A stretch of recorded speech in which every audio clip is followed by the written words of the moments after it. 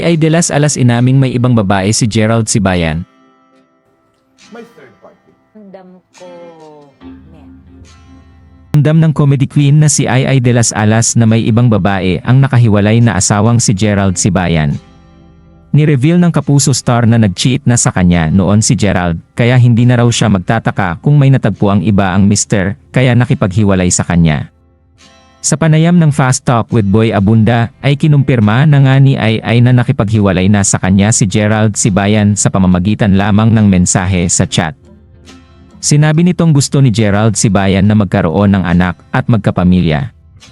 Nangyari raw ito noong madaling araw ng October 14, habang narito si Ay sa Pilipinas at nasa Amerika si Gerald. Noong una ay hindi pa naniniwala ang komedyana pero sa huli ay nalaman niyang seryoso ang nakahiwalay na mister.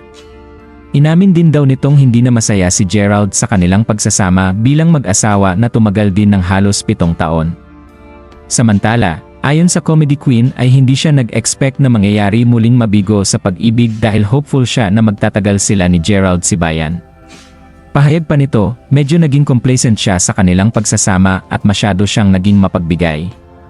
Inamin din niyang nagbiruhay silang magkaroon ng baby ni Gerald Sibayan at mayroon siyang balak na sorpresahin ang asawa na magpa-in vitro fertilization kapag nagkapera. Medyo hindi na napigilan ni Ay na umiyak at mag-breakdown dahil napakahalaga sa kanya ng mga itlog na kanilang na-freeze. Sa ngayon ay patuloy na tinatanggap niya ang mga nangyari. Inamin niyang nagalit siya noong una, ngunit mas tinatagan niya ang loob at sinabing may dahilan ang lahat. Sa ngayon ay nasa Amerika si Gerald Sibayan at nandito siya sa Pilipinas at hindi na sila nag-uusap. Kahit na nga minahal at pinag-aral ni Ay si Gerald Sibayan ay nagawa pa rin nitong pagtaksilan ang aktres. Anong masasabi niyo sa balitang ito? Magkomento sa ibaba at mag-subscribe for more videos.